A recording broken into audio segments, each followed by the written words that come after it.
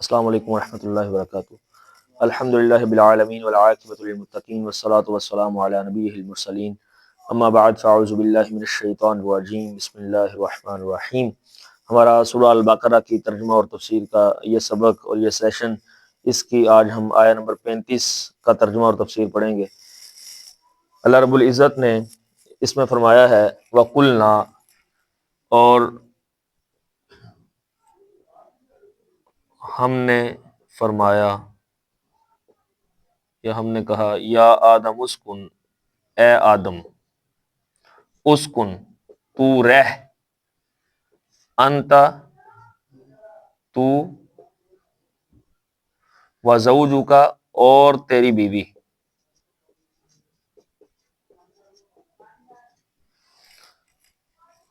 الجنت، جنت میں، وکلا، اور تم دونوں کھاؤ، منہا، اس میں سے، رغدن، کھلا، حیث شئتما، حیث کا مطلب ہوتا ہے جہاں، شئتما تم چاہو،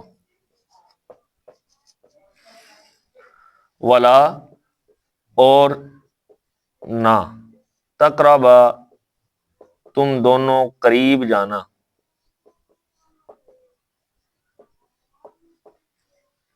ہذہ الشجرہ، ہذہ اس میں اشارہ ہے، ہذہ اس، الشجرہ درخت کے، فتکون پس تم دونوں ہو جاؤ گے، من الظالمین، ظالموں میں سے۔ یہ سورہ البقرہ کی آیت نمبر 35 ہے۔ ترجمہ اس کا دیکھ لیں، وَقُلْنَا، اور ہم نے فرمایا، یا آدم، اے آدم، اسکن، تو رہ، اسکن انت، تو رہ، وزوجک الجنہ، اور تیری بیوی جنت میں، وکلا، اور تم دونوں کھاؤ، منہا، اس میں سے، رغدا، کھلم کھلا، حیث شئتما، جہاں سے تم چاہو، ولا تقربا هذه الشجرہ، اور نہ تم دونوں قریب جانا اس درخت کے، فتکون من الظالمین، پس تم دونوں ظالموں میں سے ہو جاؤ گے۔ تو یہ تو تھا اس کا ترجمہ۔ پیچھے ہم نے جناب سیدنا آدم علیہ الصلوۃ والسلام کی فضیلتیں اور ان کے مقام پڑھے ہیں۔ ایک فضیلت آدم علیہ السلام کو اللہ رب العزت نے یہ دی، علم کی برتری فرشتوں پر ثابت کی۔ ہم نے پڑھا تھا آدم علیہ السلام کو چیزوں کے نام بتلائے، فرشتوں کے سامنے وہ چیزیں پیش کی، جب وہ نام نہ بتلا سکے، آدم علیہ السلام سے کہا انبئہم باسمائہم، آپ ان کو ان کے ناموں کی خبر دیجئے۔ آدم علیہ السلام نے نام بتلا دیے، تو یہ علم کی برتری ثابت ہوئی، یہ آدم علیہ السلام کی فضیلت ہے۔ پھر اس کے بعد دوسری برتری جو آدم علیہ السلام کی، اب دوسری فضیلت جو آدم علیہ السلام کی، وہ ہے فرشتوں سے سجدہ کروایا۔ اور یہاں پر تیسری فضیلت ہے آدم علیہ السلام کی،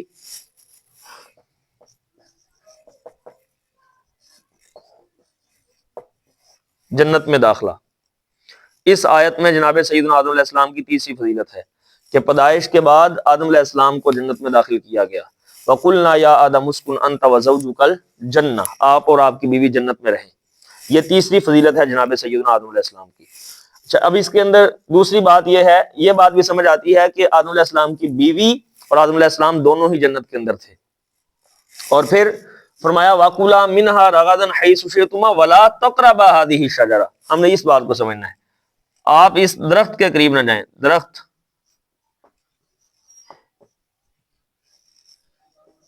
جس کے قریب جانے سے منع کیا، وہ کون سا درخت تھا؟ اس حوالے سے نہ اللہ رب العزت نے بتلایا ہے، ویسے کون سا درخت تھا وہ؟ کوئی ہے جی؟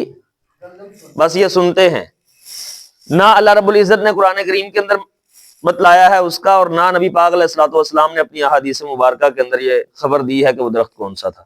بعض مفسرین نے بغیر کسی دلیل کے یہ کہا ہے کہ وہ گندم کا پودا تھا۔ گندم کا درخت ہوتا نہیں ہے، پودا ہوتا ہے، جبکہ یہاں پر لفظ شجر ہے، اور شجر جو ہے اس کا معنی درخت ہوتا ہے۔ تو گندم تو گیا، ٹھیک ہے، بعض نے کہا انجیر ہے، بعض نے کہا انگور ہے، لیکن یہ سارے اقوال بغیر دلیل کے ہیں۔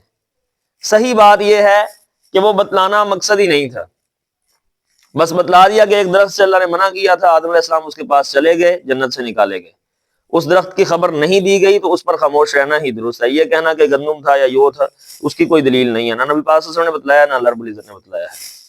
تو اب تیسری بات یہ ہے کہ یہاں پہ شریعت کا ایک قاعدہ سمجھ آتا ہے۔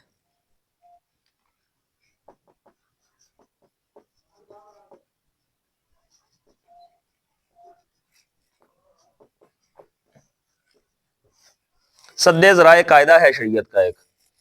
سد ذرائع کہتے ہیں کہ جس چیز سے منع کیا اس چیز کی طرف لے کے جانے والی چیزوں سے بھی اللہ نے منع کر دیا، یہ سد ذرائع قاعدہ ہے۔ مثال میں کچھ مثالیں دیتا ہوں، آپ کو بات سمجھ آ جائے گی۔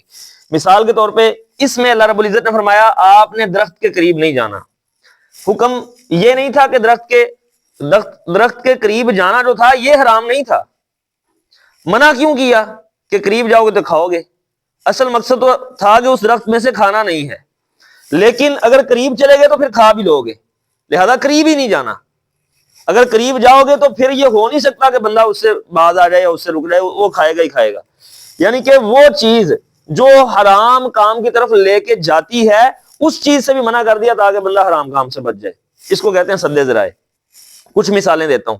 سورہ بنی اسرائیل میں پارہ نمبر 15 میں اللہ فرماتے ہیں وَلَا تَقْرَبُوا الزِّنَا،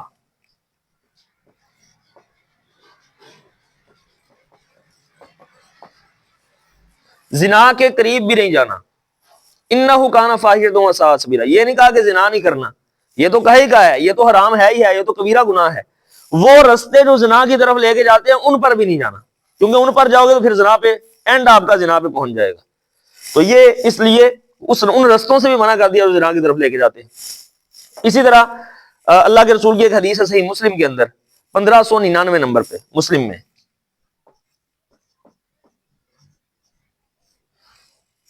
حدیث ہے اللہ کے رسول صلی اللہ علیہ وسلم نے فرمایا ان الحلال بین والحرام بین، حلال بھی واضح ہے اور حرام بھی واضح ہے، وبینہما مشتبہات، حلال اور حرام کے درمیان کچھ چیزیں ایسی ہیں جو مشابہ ہیں، مطلب وہ آسانی سے سمجھ نہیں آتی، مشابہ چیزیں ہیں۔ کھانے پینے کی چیزیں بھی ہو سکتی ہیں، انسان ان کے بارے میں سوچتا ہے کہ پتہ نہیں یہ حلال ہے یا حرام ہے۔ کاروبار کے حوالے سے بہت سارے ایسے کاروبار مارکیٹ کے اندر موجود ہیں کہ ان کے حوالے سے شبہ ہے کہ پتہ نہیں اب یہ حلال کی طرف جاتی ہے، بعد یہ حرام کی طرف جاتی ہے۔ تو وہ بینہما مشتبہات، درمیان میں کچھ مشابہ چیزیں ہیں، اور فرمایا لا یعلمہن کثیر من الناس، اکثر لوگ ان مشابہ چیزوں کے بارے میں نہیں جانتے۔ کلیہ کیا ہے؟ یہ نہیں ہے کہ آپ مشابہ چیزوں کے بارے میں جدھر زیادہ رائے جاتی ہے وہ کر لیں، نہیں، فرمایا کہ فمن اتقى من الشبہات فقد استبرأ لدینہ وعرضہ، جس بندے نے اپنے آپ کو مشابہ چیزوں سے بچا لیا اس نے اپنا دین بھی بچا لیا اور اپنی عزت بھی بچا لی۔ ومن وقع فی الشبہات فقد وقع فی الحرام، جو مشابہ چیزوں میں واقع ہو گیا، جو مشابہ چیزوں میں پڑ گیا، وہ حرام کاموں میں بھی پڑ گیا۔ یعنی کہ یہ نہیں کہا کہ حرام کام سے رکنا ہے، فرمایا جو مشابہ چیزیں ہیں وہ بھی حرام کی طرف لے کے جاتی ہیں، لہذا مشابہ چیزوں سے بھی بچنا ہے۔ اسی طرح تیسرا قاعدہ یعنی کہ تیسری مثال سد ذرائع کی، یہ سورہ انعام کے اندر موجود ہے، آیت نمبر 108 کے اندر اللہ فرماتے ہیں وَلَا تَسُبُّوا الَّذِينَ يَدْعُونَ مِن دُونِ اللَّهِ، آپ لوگ کافروں کے خداؤں کو گالی نہ دیں۔ اگر آپ ان کے خداؤں کو گالی دیں گے فَيَسُبُّ اللَّهَ عَدْوًا بِغَيْرِ عِلْمٍ، تو وہ آپ کے رب کو بغیر علم کے زیادتی کرتے ہوئے صرف گالی کے بدلے میں گالی دیں گے۔ تو لہذا اللہ رب العزت نے یہاں پر وہ رستہ جس کے ذریعے سے اللہ رب العزت کو گالی دی جا سکتی تھی اس رستے کو ہی بند کر دیا کہ جب آپ ان کے خداؤں کو گالی نہیں دیں گے تو وہ کافر آپ کے خدا کو بھی گالی نہیں دیں گے۔ سیم وہی یہ بات سمجھ آتی ہے۔ تو شریعت کا یہ قاعدہ سمجھ آتا ہے کہ صرف حرام کام نہیں منع، بلکہ وہ رستے اور وہ چیزیں جو ان حرام کاموں کی طرف لے کے جاتی ہیں وہ بھی منع ہے۔ وَلَا تَقْرَبَا هَٰذِهِ الشَّجَرَةَ، اس درخت کے قریب نہیں جانا۔ کیوں نہیں جانا؟ کیونکہ قریب جاؤ گے تو پھر کھاؤ گے بھی۔ اللہ سے دعا کرتے ہیں اللہ تعالیٰ سمجھنے کی عمل کرنے کی توفیق عطا فرمائے۔ وما توفیق الا باللہ، جزاکم اللہ خیر۔